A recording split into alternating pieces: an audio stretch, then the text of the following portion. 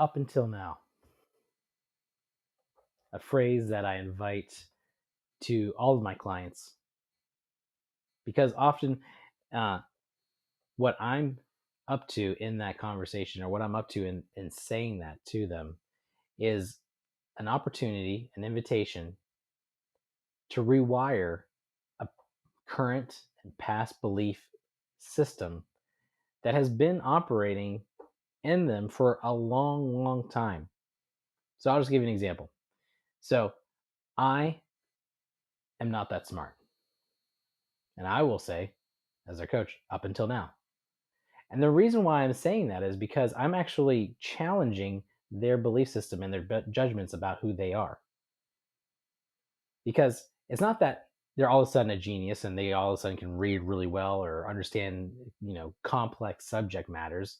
It's really an opportunity for them to start the rewiring of possibilities and seeing what else can be available to them. But it starts with actually starting and stating a future state, a future mindset, a future belief. So our language reflects where we're going and what we're up to or what we believe. And if we only reinforce this belief system, like I'm not smart, or I'm not happy, or I'm always overweight, or I've always been broke and we'll never have this money, then it will be true that we are speaking what we are believing to be our future reality. So by saying up until now, we're actually starting the process of rewiring, rewriting, and recommitting new possibilities. Now, how does this show up in relationships? Well, pretty easily. As you can imagine, they're always wrong. They're so stubborn all the time, up until now. So you can imagine whenever a couple who's been just at each other, going at each other, and frustrated with each other, is because one person is the steamroller. Okay, choo choo, they're coming through. They always are domineering. They always their way or their highway all the time. And the other ones typically are always this passive. They never take responsibility. They just don't care. They're just laissez-faire up until now. And whenever we say that, it literally lets both parties pause. And you almost have to, like, you say that, and it's just so not part of our language. And so you have to reset what you've been telling yourself all this time to then go to something else that could be just as true.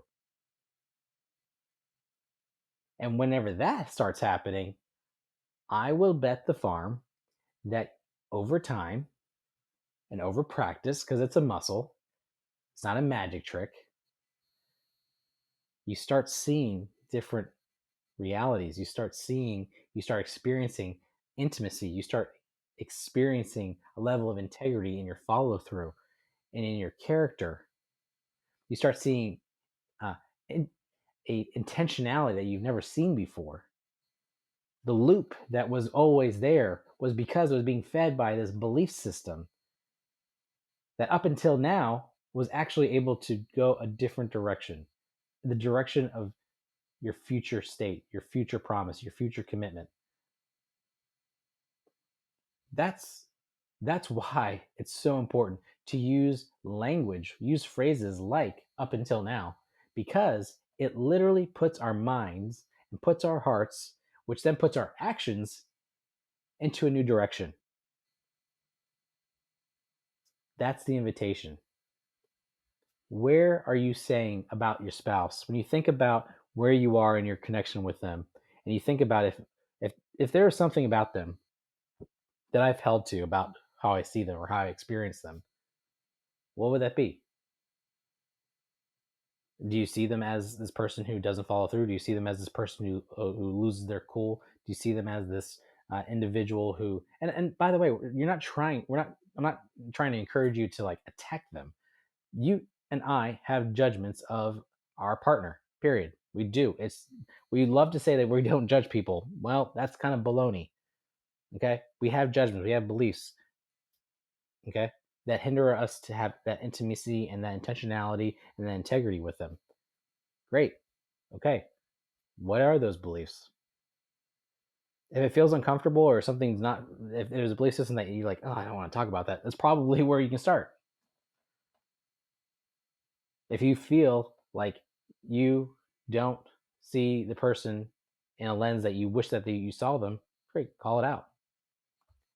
And up until now, you believe that. So I see them as domineering up until now. Just start there. Just start using that phrase. They're being domineering again up until now. It doesn't magically change them, won't even magically change you. It'll start the rewire where the intimacy, the integrity, and the intentionality are then possible. So write it out. Where can I add up until now in my belief system, especially even with kids? Let's go even there. You know, children say, I'm not smart, or they're dumb, or, she's not nice. Well, there's an opportunity for you to start practicing even with them. Whenever they complain about something, just practice that. Maybe not with them, but even just for yourself, like up until now. So that they too can experience change in how they experience the world, how they experience themselves, how they experience others. But if you're in your 20s and your 30s, you're probably, like most people, trying to establish what you believe about somebody else, what you believe about yourself, and how you relate to them. And that's going to require a new way of thinking. And the way that we do that is by establishing and recreating our language and how we say that to see it through. So write it out. If there's a belief system, write out at the end of that statement, up until now. And if that up until now, if you really want to go deeper, if that were true, then what's possible? Write that out. Be playful with it. Have fun with it. Be creative with it. Because I promise that up until now does not come empty handed. It actually produces a new possibility. And that's just as important as that mantra. And it's where we start.